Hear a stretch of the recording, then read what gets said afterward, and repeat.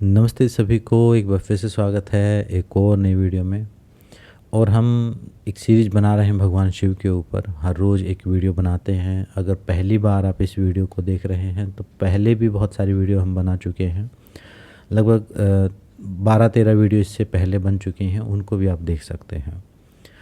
तो अभी हम समझ रहे हैं कि भगवान शिव के जो साइन हैं, उनके जो जो भगवान शिव की जो मूर्ति है उसका मतलब क्या है, असली मायने में उसके पीछे का रहस्य क्या है, वो ऐसी ही क्यों बनाई गई है। तो कल हमने जाना था जो आज्ञा चक्र है, जो भगवान शिव की जो तीसरी आँख है, उसका रहस्य। आज हम जानते हैं जो भगवान शिव की नॉर्मल जो 2 आँखें हैं, उनके पीछे का क्या रहस्य है। जो भगवान शिव की आँखों को आपने देखा होगा कि या तो वो पूरी खुली हुई रहेंगी या वो अध खुली अवस्था में रहेंगी, यानी ध्यान की अवस्था में रहेंगी। जो अध खुली आँखें हैं वो प्रतीक हैं शांभवी मुद्रा का। शांभवी मुद्रा योग की एक मुद्रा है जिसमें हम आँखें ऊपर चढ़ा के अपने आज्ञा चक्र पर ध्यान केंद्रित करते हैं। तो वो प्रतीकात्मक रूप से वो मुद्रा बताई गई है कि इस आज्ञा चक्र को जागृत करने के लिए या भगवान शिव से कनेक्ट होने के लिए उस मुद्रा का प्रयोग किया जा सकता है। योग में मुद्राएं हैं, तो वो मुद्रा जो है, शांभवी मुद्रा जो है, वो वहाँ पर बताई गई है। दूसरी चीज़, जो अध खुली आँखें, जो खुली हुई आँखें हैं, वो रिप्रेजेंट करती हैं जागृत अवस्था को, और बंद आँखें रिप्रेजेंट करती हैं सुषुप्ति अवस्था को, सोई हुई अवस्था को। और जो अध खुली आँखें हैं वो जो है, उसका मीनिंग ये है कि यहाँ पर एक माइंड एक ऐसी अवस्था में है जहाँ ना सोया हुआ है ना जागा हुआ है, मतलब एक ट्रांस स्टेट या एक ध्यान की गहरी अवस्था या एक ध्यान की तुरीय अवस्था के बारे में कहा गया है। जैसे कि अवस्था होती है, एक जागृत अवस्था होती है जब हम जाग रहे होते हैं। एक अवस्था होती है सुषुप्ति अवस्था, जब हम सो रहे होते हैं। एक अवस्था होती है सोपन अवस्था, जब हम सो नहीं रहे हैं, जाग नहीं रहे हैं, लेकिन आँखें हमारी बंद हैं और हम सपन देख रहे हैं, कुछ कल्पना कर रहे हैं। और एक ऐसी अवस्था है जहाँ हम जाग रहे हैं अंदर से, सो रहे हैं बाहर से, और कोई विचार भी नहीं है या कहीं पर अपनी धारणा केंद्रित की है या ध्यान केंद्रित किया है। एक ऐसी स्टेट, उसके बारे में जो है अध खुली आँखें। आप देखेंगे कि जैसे ही आंखें खोलेंगे तो एकदम से विचार बहुत ज़्यादा मात्रा में आने शुरू हो जाएंगे, और जैसे ही आंखें बंद करेंगे तो कल्पनाएं बहुत ज़्यादा मात्रा में आनी शुरू हो जाएंगी। इसी कारण ज़्यादातर लोग ध्यान नहीं कर पाते। आंखें खोल के वो कर नहीं सकते, डिस्ट्रैक्शंस हैं। आंखें बंद करके करेंगे तो सबकॉन्शियस माइंड की कल्पनाएं बाहर आनी शुरू हो जाएंगी, सबकॉन्शियस एक्टिव हो जाएगा। वही सारे विचार, सुनी सुनाई बातें सब कल्पनाओं में दिखना शुरू हो जाएगा। कभी आप एक्सपेरिमेंट करके देखें, और योग शास्त्रों में बताया हुआ है ध्यान की क्रिया के विधि के रूप में भी, नासाग्र पर ध्यान। आप यहाँ पर ध्यान केंद्रित करके देखें अध खुली आँखों से, तुरंत आपका ध्यान केंद्रित हो जाएगा। ना आप सोए हुए हैं ना आप जागे हुए हैं, एक ऐसी अवस्था आपने प्राप्त कर ली है। या फिर दोनों अध खुली आँखों से अपने आज्ञा चक्र पर आप देखने की कोशिश करें। उस मुद्रा में, उसके द्वारा भी आप देखेंगे कि माइंड जो है वो कंफ्यूज स्टेट में हम डाल देते हैं। माइंड को पता नहीं चलता कि आंखें खोलने का मतलब जागना, आंखें बंद करने का मतलब सोना, लेकिन अध खुली आंखें एक प्रकार से माइंड को ट्रिक कर दिया गया है। तो वो अवस्था जो है, उस ध्यान की अवस्था को वो रिप्रेजेंट करती हैं अध खुली हुई आंखें। इसके अलावा beta state, alpha state, theta state, delta state, ये भी 4 प्रकार की ब्रेन की वेव्स हैं। मतलब हमारे ब्रेन में ये वेव्स चलती हैं, इसको मन की अवस्था ही आप कह सकते हैं। बीटा स्टेट मतलब जब जाग रहे हैं तो ब्रेन वेव जो है वो बीटा स्टेट में रहती है, एक फ्रीक्वेंसी जो है वो बीटा स्टेट में रहती है। ईईजी मशीन के द्वारा इसको मापा जाता है। और जब हम आलस्य की अवस्था में होते हैं तो अल्फा स्टेट होती है। जब हम ध्यान जैसी अवस्था में होते हैं वो थीटा स्टेट है, और जब हम गहरी नींद में होते हैं वो डेल्टा स्टेट है। तो थीटा स्टेट को भी रिप्रेजेंट करती है। और जितने भी ध्यान की क्रियाएं की जाती हैं, धारणा का अभ्यास, प्रत्याहार, योग निद्रा, ये सब थीटा स्टेट में ही की जाती हैं। सेल्फ हीलिंग की जाती है, वो सब थीटा स्टेट में ही की जाती हैं। तो जो भगवान शिव की जो आँखें हैं वो एक स्टेट अचीव करने के बारे में बताती हैं कि इस स्टेट को अचीव करके, ऐसी अवस्था जहाँ सोए हुए नहीं हैं, जागे हुए नहीं हैं, एक ऐसी अवस्था है जहाँ शरीर सोया हुआ है, अंदर से हम जागे हुए होशपूर्ण हैं। उस अवस्था में फिर अपनी आँखों की पर्टिकुलर मुद्रा बना के, शांभवी मुद्रा बना के, फिर जब हम ध्यान केंद्रित करते हैं अपने आज्ञा चक्र के ऊपर, तो भगवान शिव से कनेक्शन बनता है, भगवान शिव के द्वारा से हम जुड़ सकते हैं।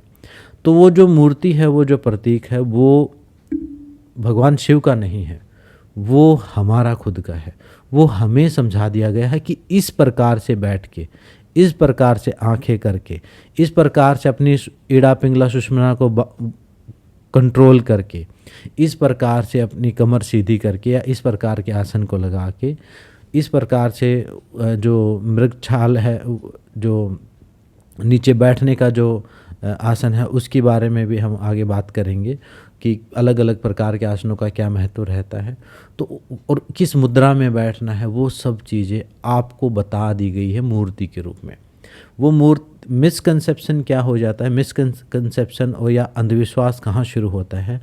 वो शुरू तब होता है जब उस सिद्धांत को फॉलो ना करके उस मूर्ति को भगवान समझ के उसको आप पूजना शुरू करते हैं। तो आपको लगता है कि मूर्ति कुछ करेगी। मूर्ति में एक शिक्षा छिपी हुई है, मूर्ति में एक सीक्रेट छिपा हुआ है। उस सीक्रेट को पहचान के उस तरीके से बैठ के, उस तरीके के अभ्यास करके उस शिव तत्व को जान सकते हैं, जुड़ सकते हैं।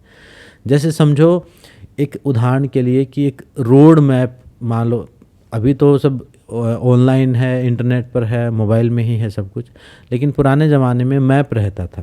अगर आप किसी बड़े शहर में जाओ तो आप एक मैप खरीदते थे, कहीं भी रेलवे स्टेशन पर, बस स्टैंड पर।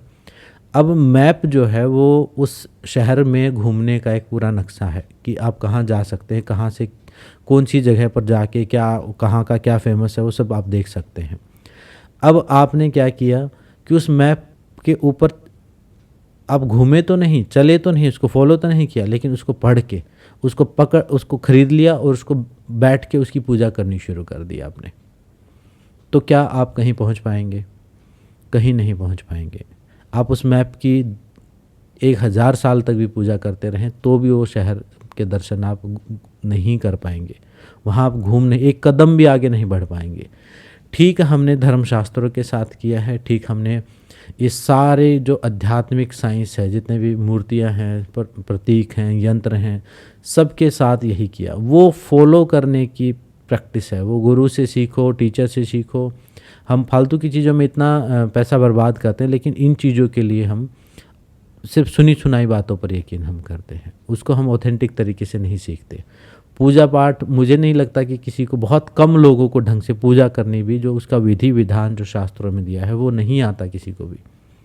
बहुत कम लोगों को, जो किसी एक धर्म पंथ या किसी गुरु से जुड़े हुए हैं, वो उनको आता होगा स्टेप बाय स्टेप।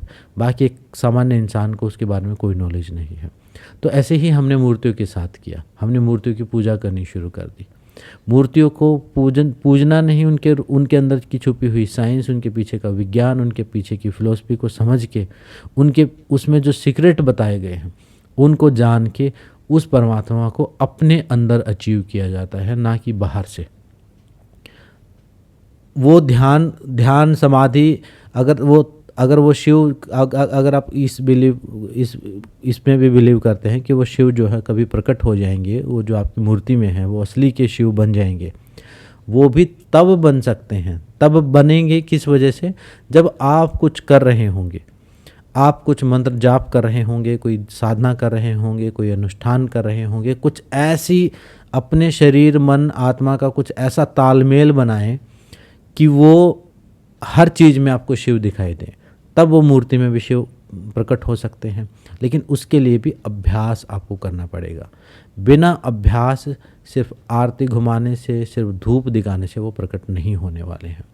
उनकी साधना पद्धति को फॉलो करना पड़ेगा। उसमें प्राणायाम भी होते हैं, जैसे भगवान शिव की जो साधना है उसमें प्राणायाम भी होती है, मुद्राएं भी होती हैं, हस्त मुद्राएं भी होती हैं, उनको भी फॉलो आपको करना पड़ेगा, तब जाके उस शिव तत्व से आप जुड़ पाएंगे। सिर्फ ऐसा नहीं है कि शिव भगवान बैठे हैं और उनको खुश करना है, फिर वो भगवान नहीं हुए, फिर तो हमारे जैसे ही हो गए जिनको चापलूसी की ज़रूरत है। ऐसा नहीं है। हमें उस रियल एसेंस को समझना पड़ेगा, उसको फॉलो करना पड़ेगा और किसी अच्छे गुरु से उसको सीख के फिर उसकी प्रैक्टिस करनी पड़ेगी, तब जाके उस शिव तत्व को हम प्राप्त करेंगे।